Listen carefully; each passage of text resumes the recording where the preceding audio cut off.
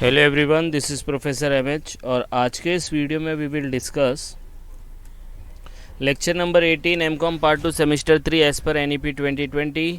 Subject is corporate financial accounting, module 1 जिसके अंदर हम लोग कर रहे थे एंड यूनिट 1 इंडियन एएस, जिसके अंदर इंडियन एएस 33 या ऑलरेडी हम लोग ने इसका बेसिक इंट्रोडक्शन देख लिया था कि अर्निंग पर शेयर क्या होता है, बेसिक अर्निंग पर शेयर क्या होता है, ठीक है, और डाइल्यूटेड अर्निंग पर शेयर क्या होता है वो। अब हम लोग का देखेंगे practical question. Already 3-4 practical question uploaded है। इसमें हम लोग देखने वाले calculate basic and diluted EPS. ये 10 नहीं है, आई थिंक 4 या 5th प्रैक्टिकल क्वेश्चन है ये। तो बेसिक और डाइल्यूटेड ईपीएस कैसे निकलता है इसका प्रैक्टिकल क्वेश्चन देख लेते हैं। बड़े ध्यान से देखना क्योंकि इसमें एक कैलकुलेशन आएगा जो आपको थोड़ा सा दिमाग ख़राब करेगा कि ये हो क्या रहा है। तो let's start with the question. Question दिया है, it is not question number 10, इसको मैं कर देता हूँ डिलीट। एनी कंपनी बबन, ठीक है। तो ये आपकी कंपनी है Baban. Reported the following in financial information for the year ending. Net profit कितना दिया है? 50 लाख दिया है। फिर आपको weighted average number of share already दिया है 10 लाख। कन्वर्टेबल सिक्योरिटी दिया है 50,000 convertible preference share at a conversion price of 100 per share, और 1 लाख स्टॉक ऑप्शन दिया है each with an exercise price of 50 rupees. ये स्टॉक ऑप्शन दिया है।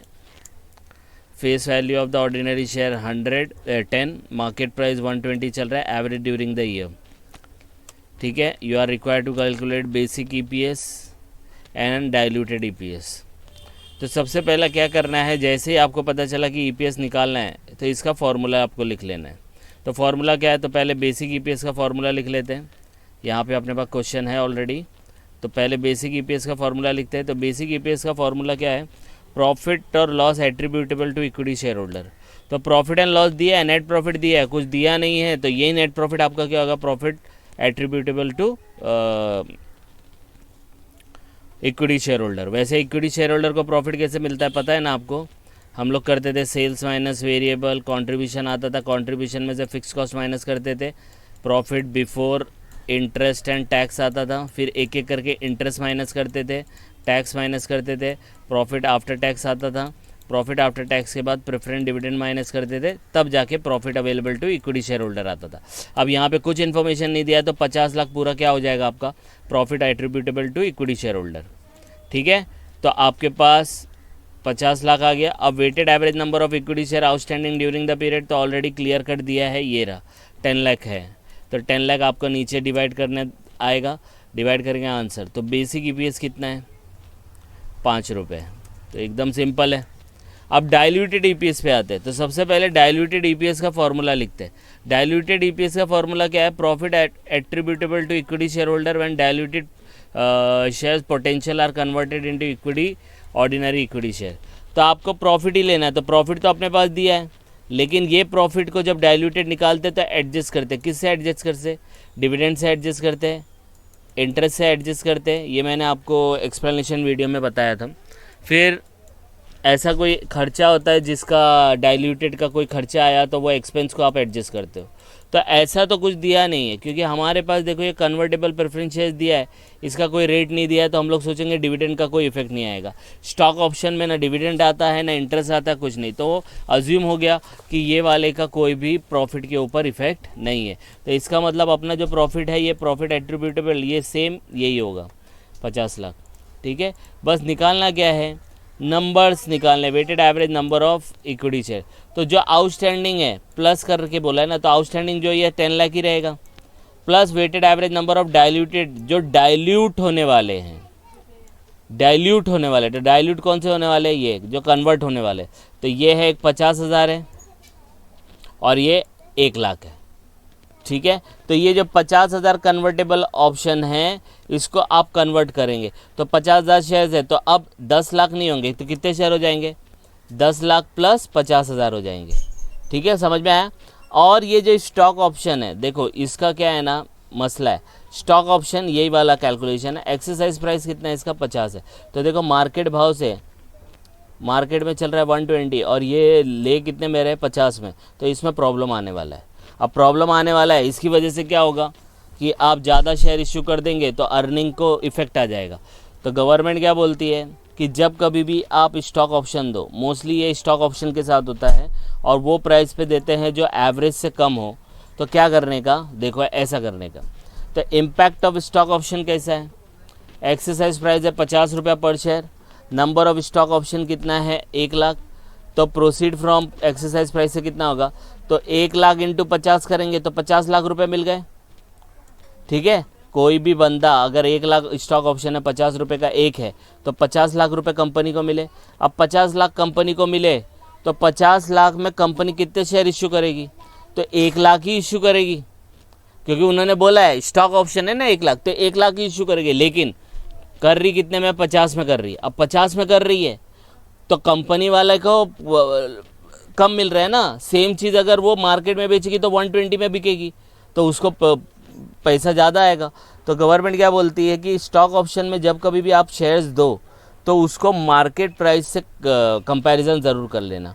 तो आपको मिला कितना, 50 लाख कंपनी को, तो कंपनी क्या करेगी 50 लाख में मार्केट के भाव से कितना मिलता है, तो 50 लाख को वो 120 से डिवाइड करेगी। That can be purchase with the proceed of the market price. तो कितना आएगा, 50 लाख डिवाइड बाय 120, तो 120 से आप डिवाइड करोगे तो कितना आएगा 41, अप्रॉक्सीमेटली 41,667। इतने शेयर्स आप मार्केट में अगर परचेज कर लोगे तो इसका इफेक्ट प्रॉफिट के ऊपर कुछ नहीं होने वाला। इसका इफेक्ट प्रॉफिट के ऊपर कुछ नहीं होने वाला, क्योंकि मार्केट में जो रेट चल रहा है वही रेट से खरीद लिया, तो कुछ भी फर्क नहीं पड़ेगा। फर्क कब पड़ेगा, जब वो 50 रुपये में खरीदेगा। तो 50 रुपये में ऑप्शन ले रहा है ना, तो ये 1 लाख है, तो आपको यहाँ पे वेटेड एवरेज में 1 लाख ऐड नहीं करना है। आपको क्या करना है, इतने का कोई इफेक्ट नहीं आता, तो इतना ही आपको 1 लाख में से माइनस कर लेना है। तो 1 लाख शेयर माइनस 41,667, तो इतने शेयर्स है, इतने शेयर्स आपको फ्री में देने पड़ रहे। नहीं समझा, देखो फिर से बता रहा हूँ। आपने क्या किया, स्टॉक ऑप्शन मिला 1 लाख का, तो 1 लाख शेयर ही मिलेगा ना, लेकिन एक शेयर कितने का आपने एक्सरसाइज किया, 50 का। कंपनी को लॉस है ना, तो कंपनी क्या करेगी, 50 लाख रुपए लेगी और डिसाइड करेगी कि भाई अगर मार्केट में बेचते तो कितने में बिकता, 1 लाख 20 रुपये का एक बिकता, तो 50 लाख को 20 से डिवाइड किया तो 41,667। तो 41,667 ये जितने शेयर्स है ना, इनका कोई भी प्रॉफिट के ऊपर इफेक्ट नहीं आएगा, क्योंकि कंपनी को भी पूरा प्रॉपर पैसा मिल रहा है और इतने नंबर ऑफ शेयर्स जा रहे हैं, तो प्रॉफिट के ऊपर कोई भी इफेक्ट नहीं आएगा। लेकिन प्रॉफिट पे इफेक्ट कब आएगा, जब आप इतने शेयर फ्री में दोगे। क्यों, क्योंकि आपने शेयर 50 रुपये का दिया, मार्केट में 120 का रेट चल रहा है, तो 120 के हिसाब से 50 लाख में सिर्फ 41,667 है, लेकिन आपने तो उस लोग को 1 लाख का ऑप्शन दे रखा है ना, तो 1 लाख ही देना पड़ेगा। तो 1 लाख में से आप क्या करोगे, जितना भी मार्केट में भाव चल रहा है उतने को हम लोग माइनस कर देंगे। तो माइनस किए तो कितना आएगा, 5833। तो ये जो आपका weighted average number of shares है ना, ये तो ओरिजिनल दिया था, प्रेफरेंस शेयर्स का ये है, प्लस 5833 भी करना पड़ेगा। तो आपके पास जो ऑप्शन आएगा, टोटल एडजस्टेड शेयर्स जो आएंगे वो आएंगे 10,50,000 और 5833, तो इतने शेयर्स हो जाएंगे। इतने शेयर्स हो गए, टोटल प्रॉफिट आपका 50 लाख है ही है, उसका कोई एडजस्टमेंट दिया ही नहीं है। तो डाइल्यूटेड ईपीएस कितना होएगा, 50 लाख को 11,08,33 से डिवाइड करो, 4.51। समझ में आया। तो ये वाला पार्ट आपको समझना है, ये वाला पार्ट बहुत इंपॉर्टेंट है, बस ये ध्यान में रखना है। तो डाइल्यूटेड ईपीएस ऐसे निकलता है। तो आप इसको, ये फ्रैक्शन को जो है वापस रिपीट करके फिर से सुनो, पीछे जाओ फिर से सुनो, तो थोड़ा बहुत समझ में आ जाएगा। आई बात समझ में, यस और नो। तो ये आपका प्रैक्टिकल क्वेश्चन हो गया, calculation of basic and diluted EPS. आप इसको गो थ्रू करो, डाउट आएगा तो कमेंट करके बता सकते हैं। And please like and subscribe for more videos. Thank you.